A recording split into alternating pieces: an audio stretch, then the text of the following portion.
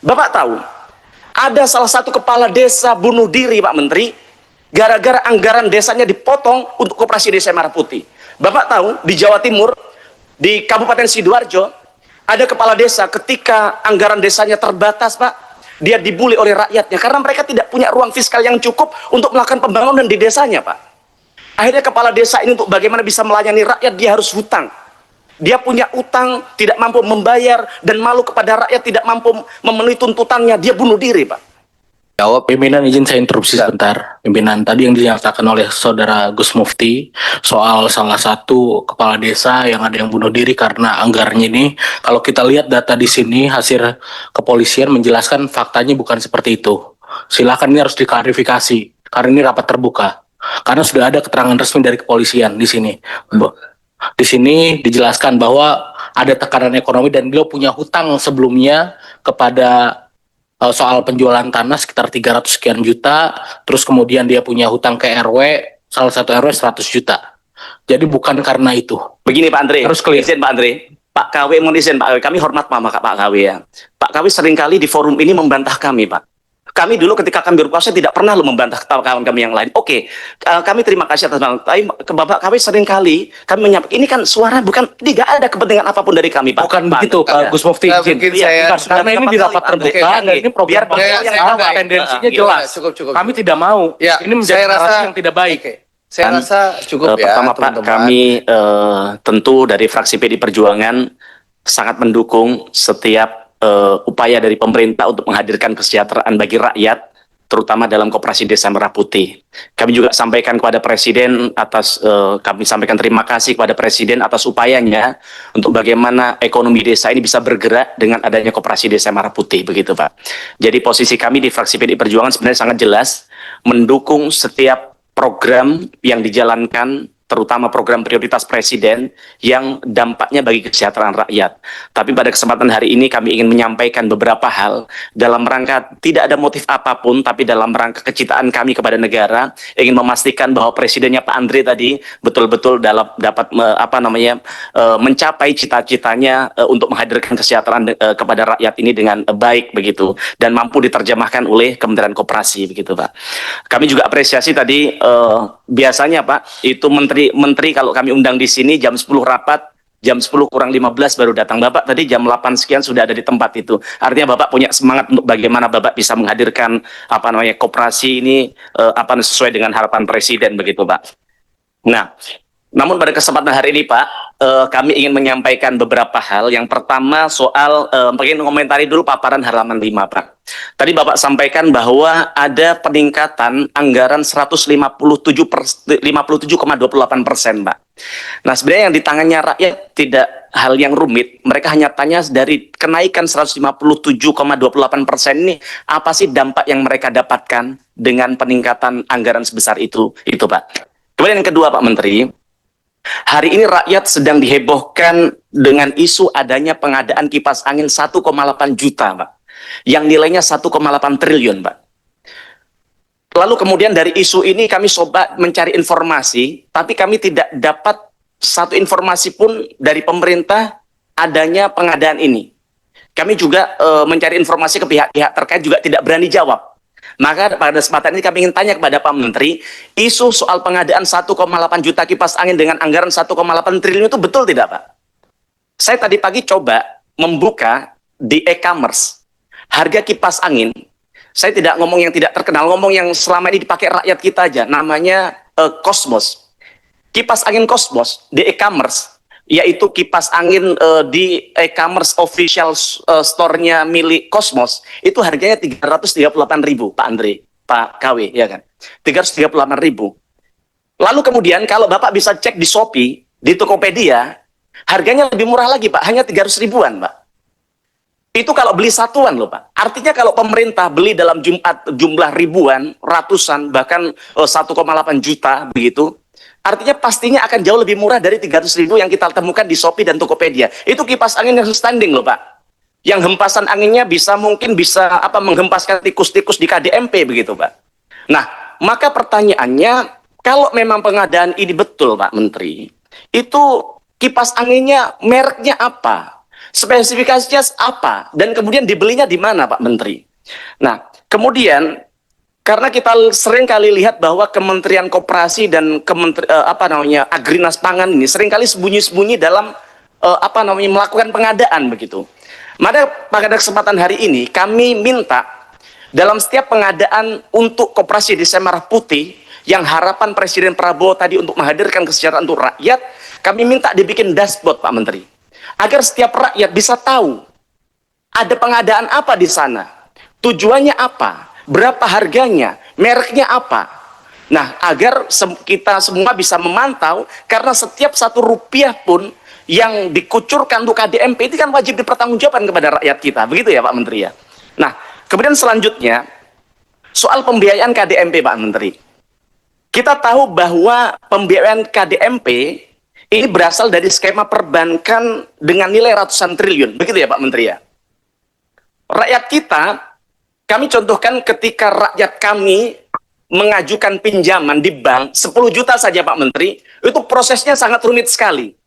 Bahkan di bank ada proses penilaian namanya 5C, baik itu karakter, capacity, kolateral, kemudian capital, dan kemudian condition dan sebagainya, termasuk due diligence dan panjang sekali. Tapi kemarin kami coba FGD dengan teman-teman perbankan.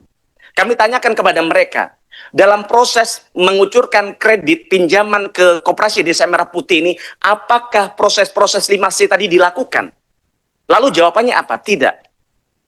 Lalu kemudian apa jaminannya? Ternyata mereka tidak melakukan itu, tapi ada jaminan dari Kementerian Keuangan bahwa kredit ini akan dibayarkan oleh Kementerian Keuangan, oleh negara untuk mencicilnya. Pertanyaan pertama, kalau kemudian negara atau yang meminjam tadi tidak mampu membayar cicilan, siapa yang bertanggung jawab? Kementerian Koperasi, rakyat, atau siapa Pak Menteri? Kemudian yang kedua Pak Menteri, proses cicilan kemarin setelah dipaparkan adalah selama 6 tahun. Dan kita tahu bahwa Presiden Prabowo, Presiden di Indonesia khususnya, itu masa kepemimpinannya hanya 5 tahun. Nah, kemudian ketika Allah mentakdirkan pada saatnya nanti ternyata Presiden berikutnya yang dipilih rakyat adalah bukan Presiden Prabowo, maka setahun berikutnya siapa yang akan bayar? Ketika Presiden berikutnya tidak mengakui ada program ini, tidak mau membayar sisa cicilan ini, Pak Menteri. Nah, kami minta jawaban atas hal itu. Kemudian yang ketiga, juga yang sedang heboh hari ini, Pak Menteri. Hari ini kita tahu bahwa salah satu koperasi Desa Merah Putih, untung bersihnya, izin Pak Menteri, ya, sudah, gitu. Ya, salah dicatat, gitu. Karena saya dengar lagi ngobrol, gitu, ngapunten, gitu. Karena ini sedikit penting, ya. Salah satu koperasi Desa Merah Putih, itu untungnya hanya Rp78.000, untung bersih. Bayangkan, modal 3 miliar, untung bersihnya 78.000. Hanya 0,0026% dari 3 miliar, Pak Menteri. Bahkan jenengan tahu, itu bukan untung per hari loh, 78.000 setelah kami baca lebih detail. Bukan untung per bulan, untung 6 bulan selama dia berdiri, Pak Menteri. Maka pertanyaan kami, Pak Menteri, saya tidak ingin berdebat soal angka ini betul atau tidak. Kami ingin tanya, tadi Bapak Menteri coba sampaikan di halaman 7. Tapi harapan yang ingin, saya sebenarnya tidak mau tanya soal poin nomor 3 kalau Bapak sudah jelaskan. Karena apa? Kami ingin tanya, sebenarnya koperasi yang sudah dibangun itu berapa? Berapa yang sudah beroperasi? Omsetnya berapa? Laba bersih berapa? Berapa yang mampu meningkatkan pendapatan rakyat? Berapa yang sudah mampu meng-hire tenaga kerja yang dijanjikan oleh negara? Maka dari itu sebenarnya kegiatan seperti ini, apa yang saya tanyakan sebenarnya perlu dijelaskan.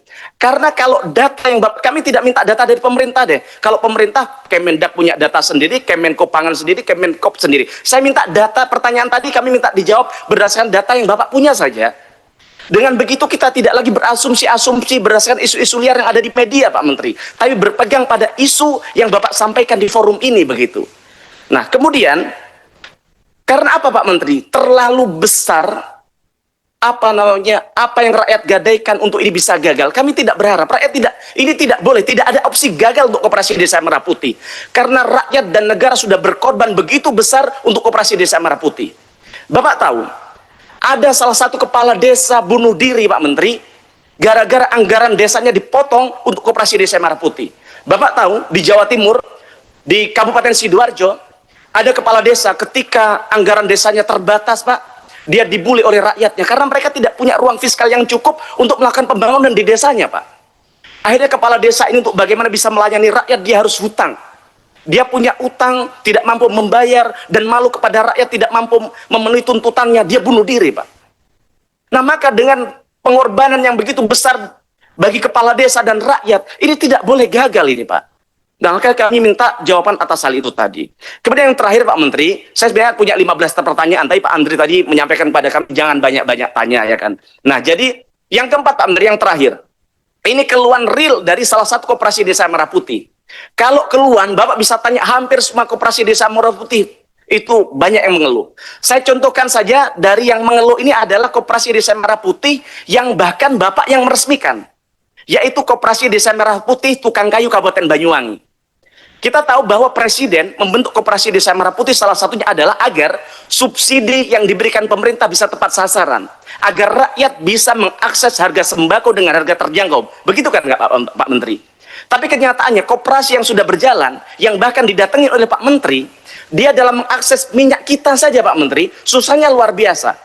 Ketika coba tanya ke Bulog Banyuwangi, barangnya tidak ada. Tapi ketika dia foto, dikirim kepada saya fotonya, saya tidak mau menyampaikan sesuatu yang tidak ada datanya. Difoto pada penuh gudangnya. Bahkan yang tragisnya, ketika cek di retail modern, di toko-toko besar, itu ada, Pak Menteri. Kalau retail modern, toko-toko besar ada, tapi kenapa koperasi desa Merah Putih yang itu dibangun untuk menjadi motor untuk menyalurkan subsidi ini, mereka tidak bisa mengakses. Begitu juga dengan LPG, Pak Menteri. LPG yang mereka punya kebutuhan 200, hanya terpenuhi 50, dan itu pun kadang tidak ada. Nah, maka kami pada kesempatan ini pengen tanya kepada Pak Menteri, apa strateginya agar koperasi desa Merah Putih ini sesuai dengan tujuan yang dicita-citakan oleh Presiden untuk agar bisa rakyat bisa membeli barang-barang subsidi ini sesuai dengan harga. Begitu juga dengan warung-warung kelontong yang diharapkan bisa kulaan di sana.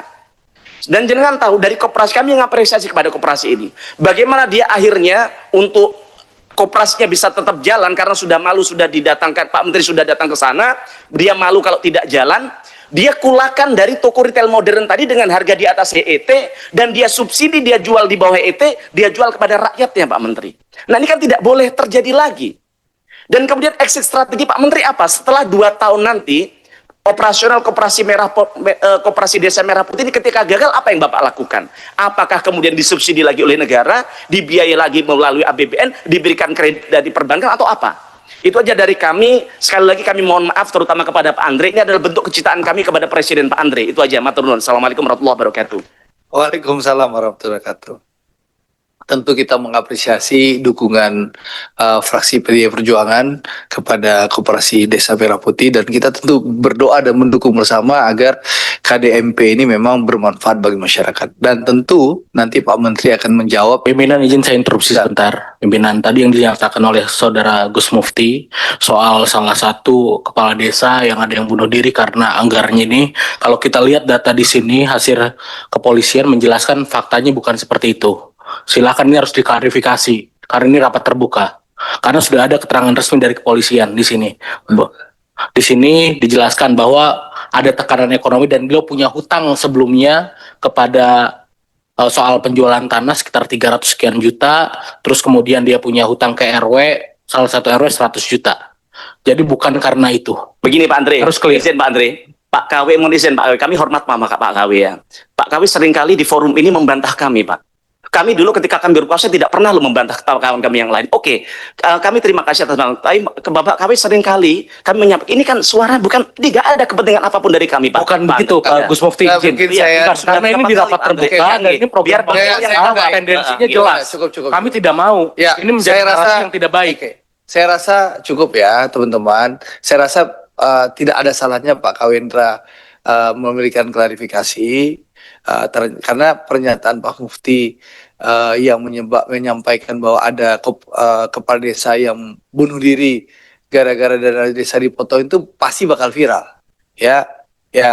Dan itu tentu tidak salahnya Pak Kawendra memberikan informasi yang berimbang supaya masyarakat tidak salah persepsi. Saya rasa itu tidak perlu kita perdebatkan lagi, clear ya.